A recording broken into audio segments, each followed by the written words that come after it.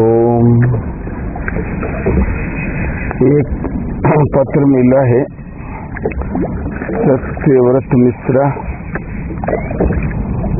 ETV programme संयोजक। उनका कहना है कि स्वामी जी, आपको गीता पर टीका लिखने की प्रेरणा कहाँ से मिली और आपका ये टीका लिखने में कितना समय लगा और इसको आपने कैसे लिखा। हम बहुत पढ़े लिखे नहीं थे, तीसरा क्लास फेल हो गए। गुरुजी से हमने कहा पास कर दो, बोले चाचा के लड़के भाई लगते हो जो पास करते हैं। तो हमने कहा ढूंढो अपना चाचा का लड़का और करो पास, मन में कहा, और पढ़ाई छूट गई। संस्कृत का तो बिल्कुल ज्ञान नहीं था। जब प्रथम बार गीता हाथ में आई तो उसमें लिखा था पहला अध्याय पढ़ो तो वैकुंठ चले जाओ, दूसरा पढ़ो तो धनवान हो जाओ, तीसरा पढ़ो तो राजा हो जाओ। तो हम सोचे हम राजा हुई कि धनवान हुई कि वैकुंठ। वैकुंठ क्या होता है? इसी उहापों में पढ़े, निश्चय कर रहे थे कि हम क्या बने, कौन सा पढ़े।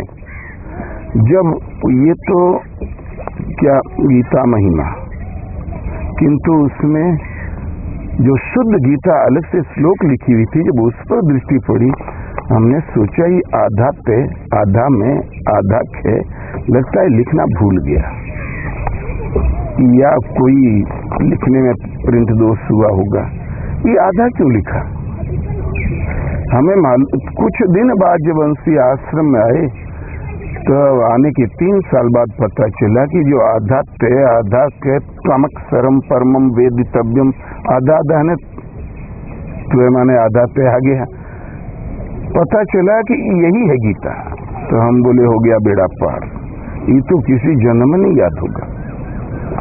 किंतु आस्ते आस्ते वो गीता वहां पर केवल एक प्रति थी, गीता प्रेस गोरखपुर की, और सीधा सादा अर्थ वो हमने देखा, तुम्हारी कुछ समझ में नहीं आया। फिर गीता प्रेस की अन्वयार्थ गीता जब मिली तब हमारी समझ में ये आया कि जो अर्थवर्थ लिखा इससे मेल नहीं खाती। और वो अन्वयार्थ देखने लगे कि इस शब्दार्थ देखने लगे कि इस शब्दों का संस्कृत का हिंदी में अर्थ ये, तो संस्कृत में क्या। सन 64 में करीब बस भजन में लगे रह गए। अन्य टीकाएं हैं ऐसा हमने कल्पना भी सोचने का अवसर ही नहीं मिला। और सन 64 में करीब गुरु महाराज के सामने ही एक दिन अनुभव में भगवान ने बताया कि तुम्हारी सब वृत्तियां समाप्त हो गई, केवल एक छोटी सी वृत्ति बाकी है। हमने पूछा वो क्या? तो बोले गीता लिखने। तो हम सोचे हो गया बेड़ा पार, गीता लिखने की। हम कैसे लिखेंगे? संस्कृत का तो हमको ज्ञान नहीं। हिंदी में लिखें तो एक पैराग्राफ में आप 8-10 गलती जरूर निकाल दोगे। हमें पता ही नहीं कि ये छोटी सी और बड़ी सी क्यों लगाते हैं, एक ही लगा दे तो क्या फर्क पड़ता है। और हमने सोचा कैसा भी संस्कार हो, कैसी भी वृत्ति हो, भजन से कट जाता है, तो क्यों नहीं हम भजन करके काटें। तो करीब 77 तक,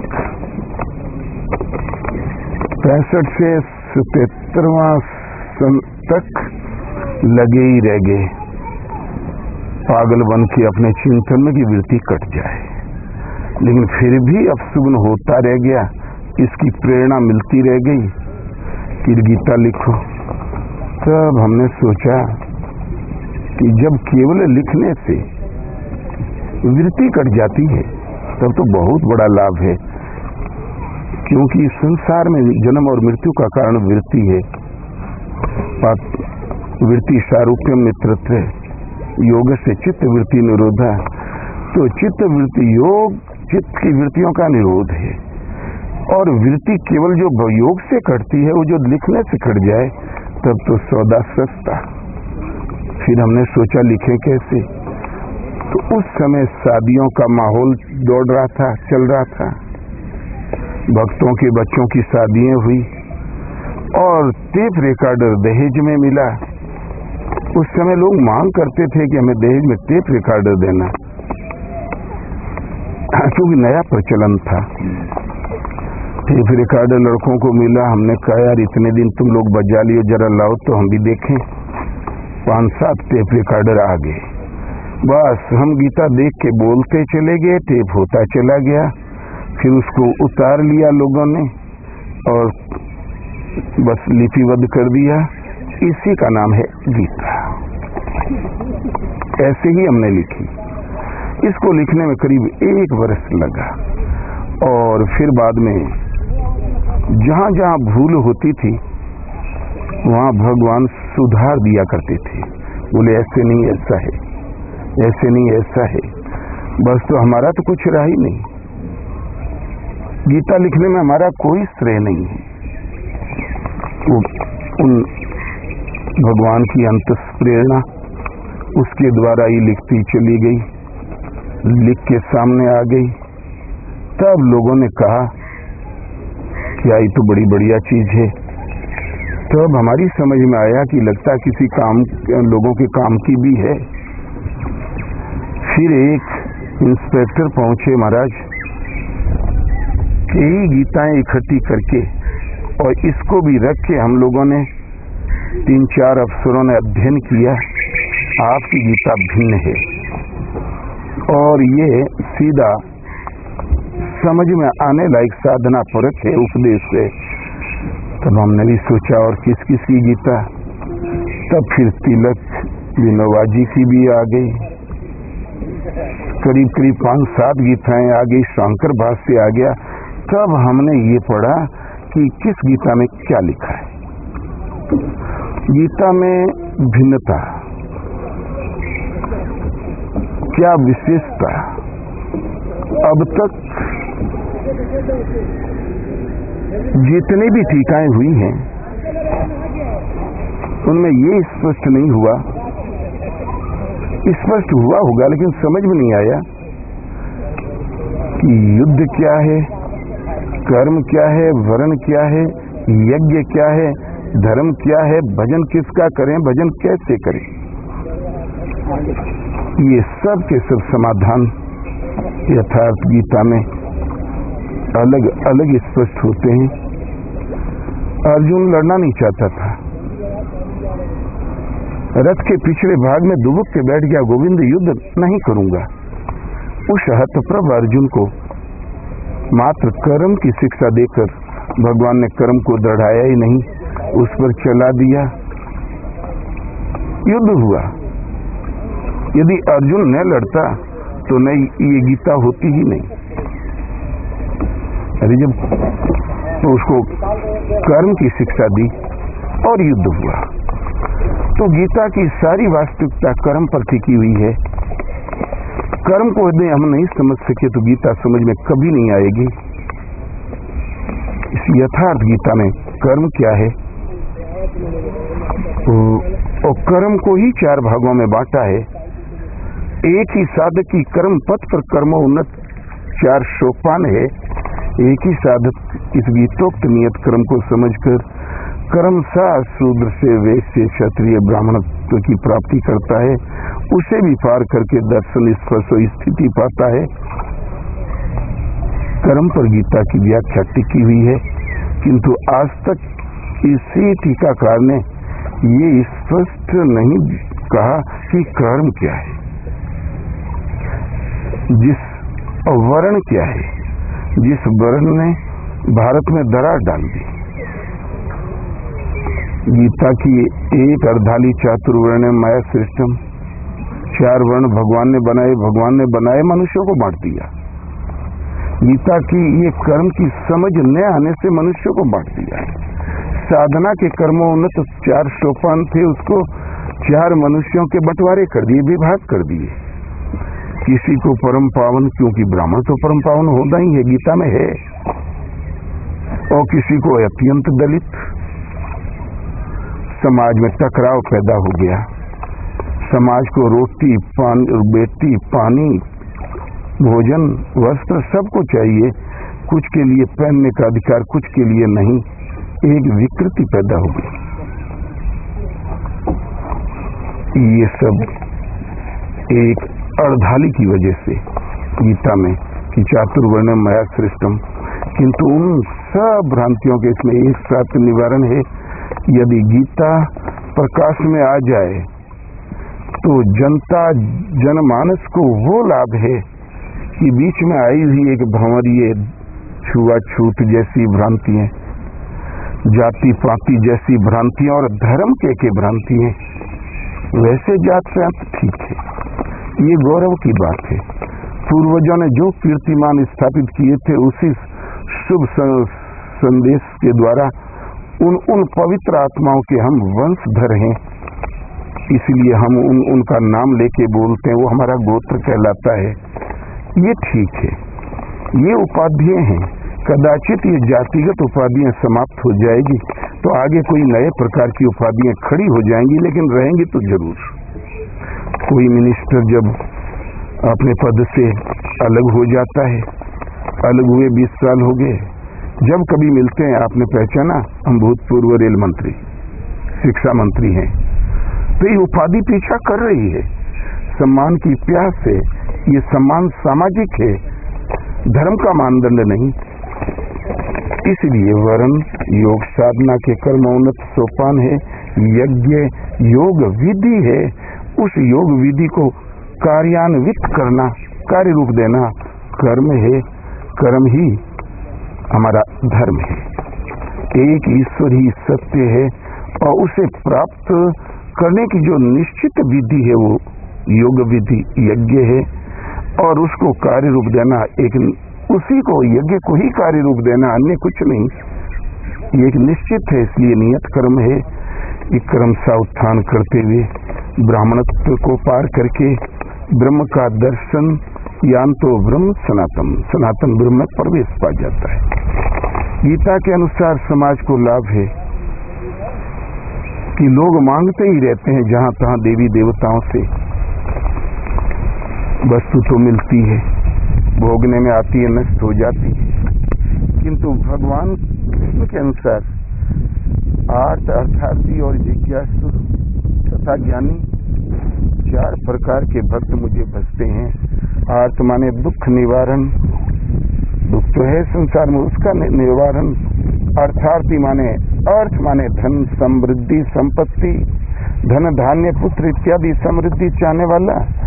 और जिज्ञासु मूलतः सत्य है क्या जानने की इच्छा वाले, तथा ज्ञानी अनेक जन्म भजन करते करते अंत में जो प्राप्ति वाला ज्ञानी, वो ज्ञानी भक्त मेरा स्वरूप है।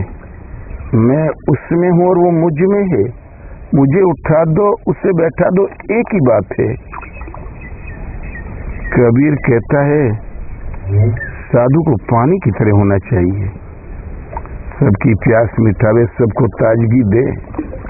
फिर कहता नहीं हल्कापन है, और पानी भया तो क्या भया, सीता ताता होए, कभी ठंडा हो जाता कभी गर्म। साधु ऐसा चाहिए जैसा हरि ही होए, तो अनेक जैसा भगवान है वैसा हो जाए। भगवान कृष्ण कहते हैं अनेक जन्म भजन करते करते अंत में प्राप्ति वाला जो जन्म है वो ज्ञानी भक्त मेरा स्वरूप है। मैं उसमें हूँ, वो मुझ में है, मुझ में उसमें कोई अंतर नहीं। इसके बाद भजन चिंतन करने की भी आवश्यकता नहीं, और भगवत स्वरूप की स्थिति मिलने के साथ ही उसके बाहर कोई सत्ता नहीं। वो ढूंढेगा किसको, कर्म करके जाएगा किसे, पुकारेगा किसे। इसीलिए वहाँ भज कर्म की भी आवश्यकता नहीं रहती। भजन हमार हरि करे हम पायो विश्राम। तो 4 प्रकार के भक्त, आर्थ अर्थार्थी जिज्ञासु और ज्ञानी, दुख निवारण, धन धान्य पुत्र इत्यादि समृद्धि। जिज्ञासु मूलतः सत्य है क्या जानने की इच्छा वाला, और ज्ञानी केवल्य पद प्राप्त, भगवत स्वरूप की स्थिति। 4 प्रकार के भक्त, 4 प्रकार की मांग वाले भक्त मुझे भजते हैं। 4 से 5वीं मांग संसार में होती ही नहीं। क्या मांग लेगा?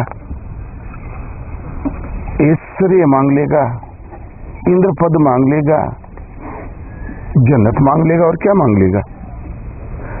या दुख निवारण मांग लेगा, रहस्य उद्घाटन करना चाहेगा, जानना चाहेगा कि मूलतः सत्य है क्या, या फिर केवल पद।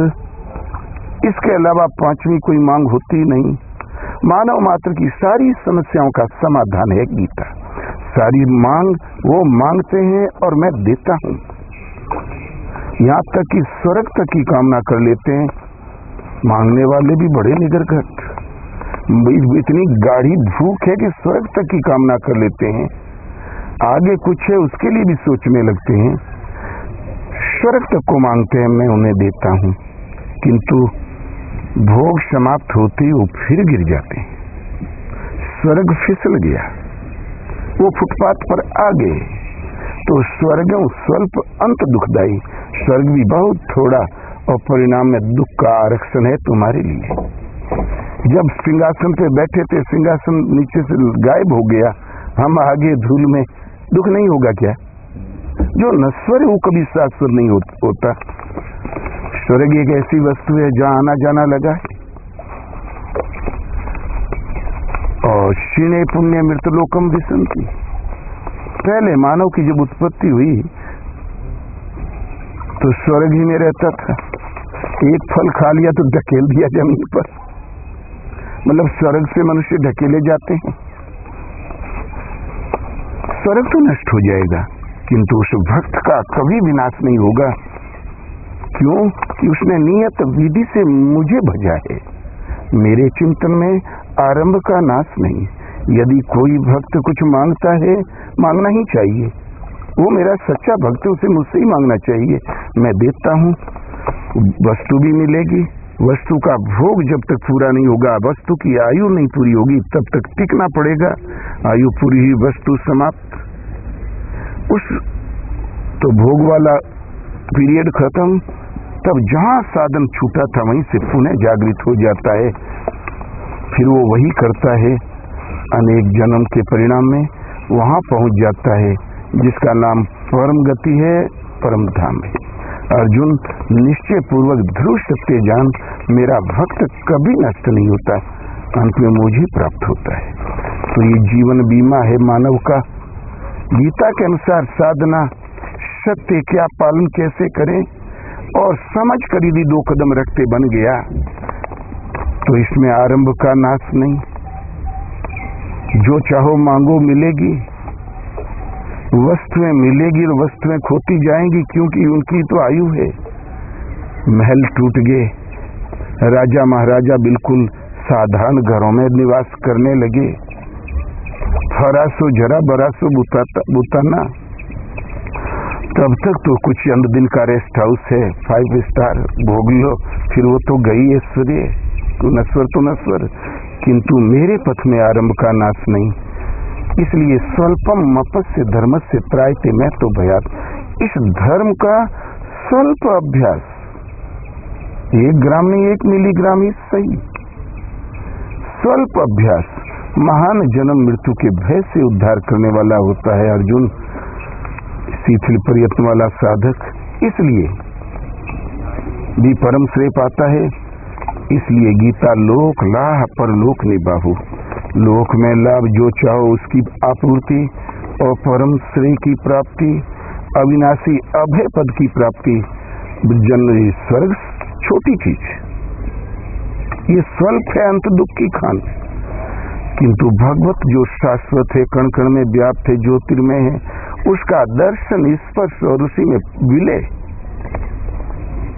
जिसके बाद इसी का नाम केवल्य पद है। इससे पहले वो किसी न किसी मात्रा में जीव है, उसे किसी न किसी रूप में कहीं घटना है। इससे जो मुक्त कराती है गीता, लोक में समृद्धि देती है गीता, भेद भाव छुआछूत से अलग करके एक पिता की संतान के रूप में खड़ा करती है गीता, एक माँ के सुपुत्र के रूप में खड़ी करती है गीता। क्यों? और संसार में तो अनंत योनि है, जिसमें सर्वश्रेष्ठ मानव ये भी एक योनि, या निशा और मनुष्य जन्मा अवश्य, लेकिन या निशा सर्वभूतानां तस्याम जागृतो संयमी, सारे प्राणी निश्चेष्ट पड़े हैं। संयमी पुरुष जाग जाता है। संयम का मतलब है गीतों साधना समझ के आचरण में ढालना, मन बुद्धि इंद्रियों को उसके अनुरूप चलाना, संयत करना। वो जाग जाता है जगत रूपी रात्रि से, वो सहज अपने स्वरूप प्रकाश की ओर अग्रसर हो जाता है। तो अचेत पड़े हैं, उनका क्या डिग्री डिप्लोमा संसार में। इसीलिए वो देवता है कि दानव, मानव है कि गंधर्व, राजा है कि रंक, ये सामाजिक उपाधियां हैं, ये धार्मिक मापदंड नहीं है।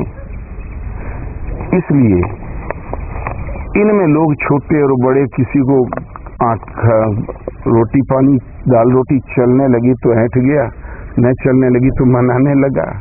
जिसका पाया गरम है वो बड़े आदमी, हल्का हो गया वो छोटा। ये उतार चढ़ाव आते ही रहते रहे। ये सच नहीं। किसी समय भारत में था कि शूद्र बड़ी नौकरी न पावे, शूद्र ऊंचे आसन पे न बैठे, प्रॉपर्टी पर शूद्र का अधिकार नहीं। वो राष्ट्रपति के ऊंचे आसन पे भी बैठ गए और बढ़िया सार ही न खाए, सबसे चोटी का अन्न भी मिलने लगा। ये सामाजिक व्यवस्था, इसमें धर्म कौन सा हो गया? ये तो जिसका वो व्यवस्था अनुकूल हो गई गद्दी में बैठेगा, प्रतिकूल हो गई तो बसर कर लेगा फुटपाथ पर। ये समाज का रोटेशन है। किंतु आप चाहे अत्यंत दुराचारी ही क्यों न हो, पापियों के सिरमौर क्यों न हो, अर्जुन संपूर्ण पापियों से भी अधिक पाप करने वाला है, तो तब भी ज्ञान रूपी नौका द्वारा निसंदेह पार हो जाएगा। गीता पाप का मार्जन है। दुराचारी और सदाचारी पापात्मा पुण्य आत्मा में दरार नहीं डालती। यदि दुर्लभ मानव तन मिला है तो भजस्व माम, मेरा भजन कर। भजन से आर्थ दुख निवारण, धन धान्य समृद्धि, वास्तविक अनुभूति, परम और केवल्य पद, आनाम है परम पद की प्राप्ति सब सुलभ है। इसलिए लोक में समृद्ध सुख में जीवन और परम अमृत तत्व की प्राप्ति मानव मात्र के लिए, पापात्मा पुण्यात्मा सब के लिए एक जैसा संदेश है गीता। भेदभाव छुआछूत मिट जाएगी। वर्ल्ड में कहीं दो हाथ पैर वाला मनुष्य है तो उसके लिए, सबके लिए शरण स्थली है गीता। गीता के अनुसार टूटी फूटी साधना 4-6 महीने पार लग गई। जहाँ श्रद्धा से डोरी लगी तो भगवान सजीव है, परम चैतन्य है। आप संकल्प बाद में करते हो, पहले जानते हैं कि किस करवट बहने वाला है ये। इसलिए जहाँ श्रद्धा से डोरी लगी तो वो परम चेतन है। प्रभु उस श्रद्धालु भगत की सार संभार करने लगते हैं। तब साधक जान जाता है कि मेरे पीछे कोई है। ये भी जान जाता है कि भगवान है, और जब उनके निर्देश में विधिवत चलने लगता है फिर हृदय से वो रथी हो जाते हैं। मन की बागडोर लगाम अपने हाथ में ले लेते हैं। तुम चाहो अन्यत्र कहीं भाग जाओ तो लगाम खींच देंगे, गड्ढे में गिर ही नहीं सकते। यो जिनके रथ पर केस होता का कौन अंदेशो। गीता सार्वभौम इस सृष्टि में मानव मात्र के लिए कोई विशुद्ध धर्म की परिभाषा है। धर्म क्या है, कर्म क्या है, साधन कहाँ से आरंभ करें, साधन कैसे करें, सबका एक साथ समाधान। ईश्वर प्राप्ति की संपूर्ण साधना क्रमबद्ध गीता में सुरक्षित है। इसलिए मनुष्य के लिए भी धर्म के नाम पर जो झुलसती हुई जो दुनिया है, जिसको कोई आतंक कहता है, कोई जिहाद कहता है, कोई कब्जा कहता है, सबको लिए एक साथ शांति हृदय में प्रदान करने की कोई आज की तारीख में कुंजी है तो गीता। महाभारत अवश्य हुआ था, हुआ ही नहीं तो ये पात्रों के उदाहरण कहां से आ गए गीता में। किंतु जब शास्त्र लिखा जाता है तो दो दृष्टियों से, सामाजिक सोच, इतिहास, संस्कृति, क्या में सबसे अधिक लगभग 8000 टीकाएं गीता पर ही क्यों लिखी गई, इसका उद्देश्य क्या है? हृदय स्थित परमात्मा की वाणी है, इस पर दृष्टि पड़ते ही स्वाभाविक आकर्षण हो जाता है, इसलिए लोग सहज अपनी अंशी की तरफ जाता है। इसलिए तुम्हारे आत्मा का ही कोष है, खजाना है, मानव के हृदय में स्थित ईश्वर का ही खजाना है, इसलिए लोग सहज ही इसमें झुक जाते हैं, कुछ न कुछ करने लगते हैं, इसलिए टीकाएं ज्यादा है। आप द्वारा गीता पर जो टीका लिखी गई है उसका नाम आपने यथार्थ गीता क्यों रखा? एक तो यथार्थ का अर्थ होता है सही, और दूसरा यथार्थ होता है यथा अर्थ, जैसा था वैसा अर्थ। भगवान श्री कृष्ण ने जब कहा, उपदेश दिया, उस वक्त उनके मनोगत भाव क्या थे, उसकी अभिव्यक्ति ही यथार्थ होती है, और वो तब संभव होती जब भगवान खुद पढ़ावें, इसलिए प्रेरणा का परिणाम है। तो जैसा था वैसा अर्थ, और इसलिए इसका नाम यथार्थ गीता रखने में आया कि अर्थ स्वाभाविक है। लिखते समय भी जहाँ जहाँ उलझन, लिखने की प्रेरणा भी भगवान ने दी, लिखते समय भी जहाँ जहाँ भूल ही टोक दिया, ये ठीक नहीं वो ठीक, हमसे मतलब हमने कुछ किया ही नहीं, गीता हमने कुछ किया ही नहीं, हमें कोई श्रेय नहीं। हम गीता इसलिए नहीं लिख रहे थे कि इससे पुण्य होगा, कल्याण होगा, कि भगवान की वाणी, कुछ नहीं। हम केवल इसलिए लिखते थे कि एक वृत्ति बाकी है छोटी सी, और वो लिखने से कट जाएगी, वृत्ति कट जाएगी। वृत्तियों से मुक्त होने का अर्थ होता है दृष्टा की स्वरूप में स्थिति।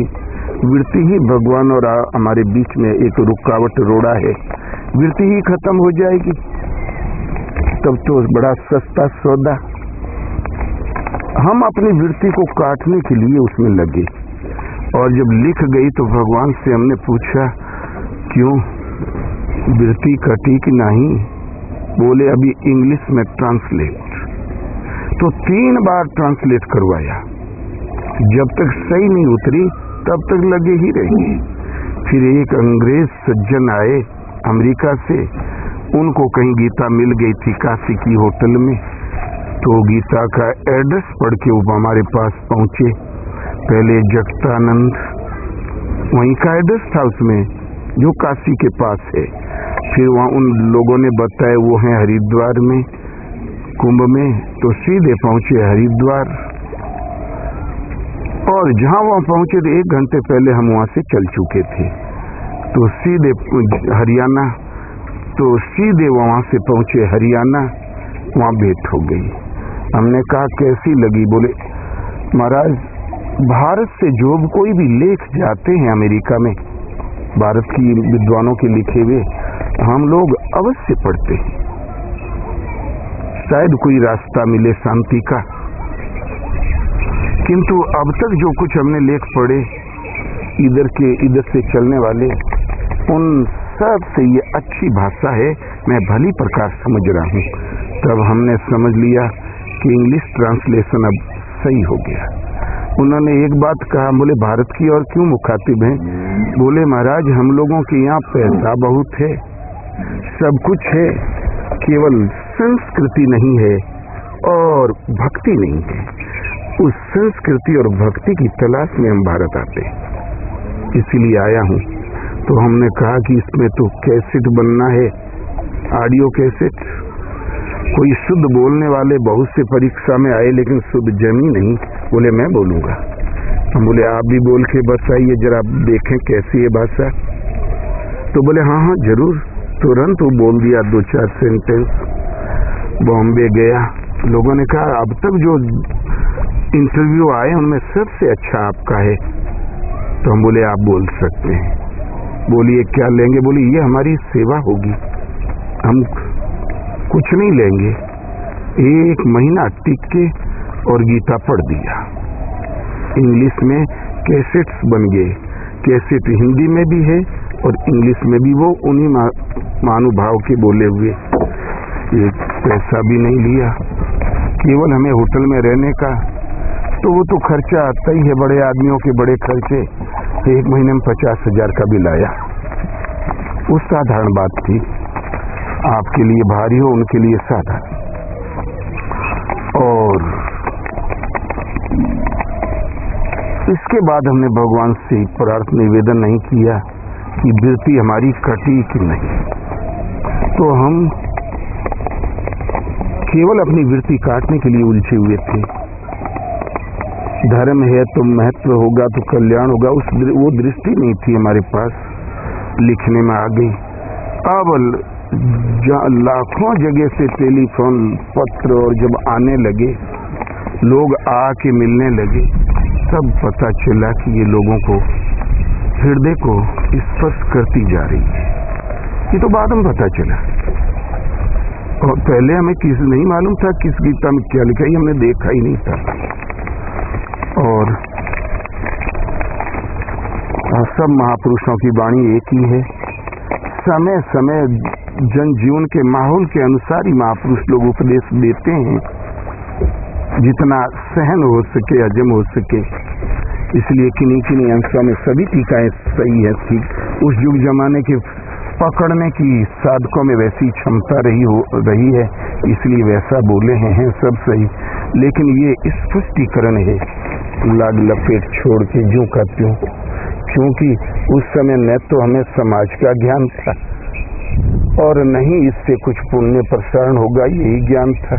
हम तो विकल थे कि कैसे वृत्तियों से छूटे और वृत्ति मुक्त होते ही दृष्टा का दर्शन हो, इस भावना से प्रेरित थे और ये निकल गई काम की।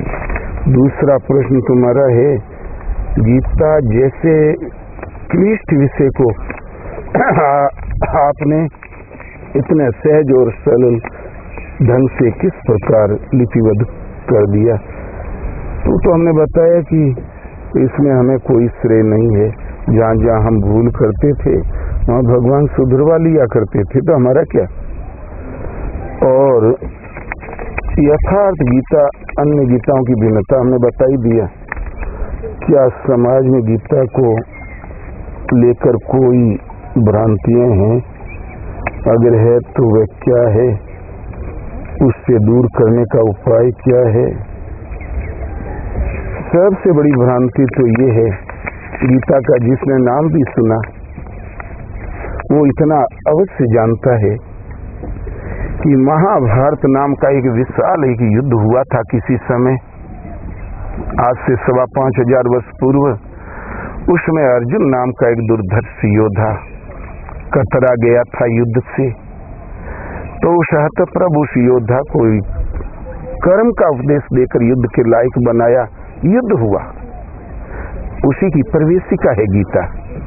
सबसे बड़ी भ्रांति तो ये, किंतु ऐसा नहीं। शास्त्र लिखा जाता है 2 दृष्टियों से, इतिहास को कायम रखना जिससे लोग पूर्वजों के पद चिन्हों पर चल सकें, शुद्ध सुसंस्कृत जीवन जी सकें और कल्याणकारी संस्कारों से आवृत रहकर, आप्लावित रहकर जीवन निर्वाह कर सकें। इसका नाम है संस्कृति। संस्कृति कोरा जीना खाना नहीं है। सह माने वह परमात्मा, खाते पीते उठते बैठते शादी विवाह रस्म रिवाज हर कार्य में परमात्मा का आंशिक संचार बना रहे, स्मरण बना रहे, लोक में भी जीवन हो और वो ईश्वरीय साधना भी साथ साथ हल्के रूप में उसमें मिलती रहे। ये संस्कृति है जो एक प्रतिबंध पूर्ण जीवन है। और दूसरा दृष्टिकोण होता अध्यात्म योग। भारतीयों की योगिक दिशा क्या थी? यहाँ भारत में हमारे मानव के लिए योग क्या, खान पान कैसा, युद्ध कौशल कैसा, कृषि विभाग कैसा, मैत्री और प्रेम कैसा, शत्रु और मित्र के व्यवहार कैसे, भाई भाई का व्यवहार कैसा, माता पिता के प्रति क्या कर्तव्य, ये जो कुछ भी संसार में होता है उस सब का विवरण इस महाभारत में है।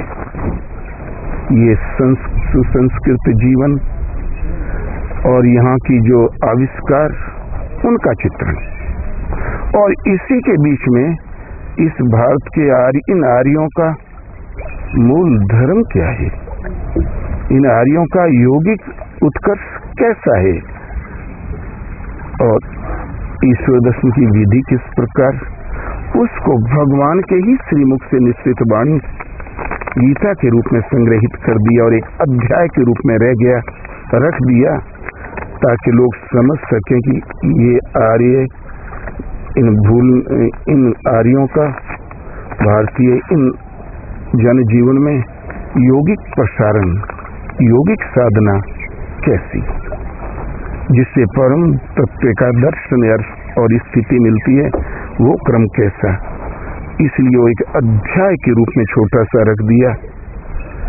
सब जगह लोगों ने कुछ न कुछ श्लोक बढ़ा दिए।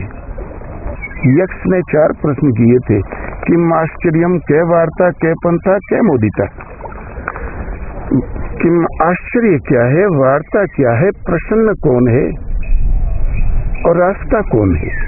किंतु आज देखा जाए तो वहां 27 प्रश्न लिखे हुए हैं, क्योंकि बाहरी बात थी और बाहर में जो कुछ घटता बढ़ता रहा समय समय पर लिखने में आ गया होगा। किंतु गीता पर एक श्लोक ऊपर नीचे नहीं हुआ, क्योंकि क्रियात्मक है, संयम पर आधारित है, मन से इंद्रियों को मन से बस में करके एक परमात्मा का चिंतन का प्रश्न है। ये सब के बस का ही नहीं था। शुष्क ज्ञान, महाराज क्या हो, हमारी वाणी शुष्क है, अध्यात्म रूखा सब्जेक्ट है, इसलिए इस पर कहीं एक श्लोक में घटा न बढ़ा। गीता ज्यों की त्यों सुरक्षित है, इसलिए परमात्मा के श्रीमुख की वाणी है।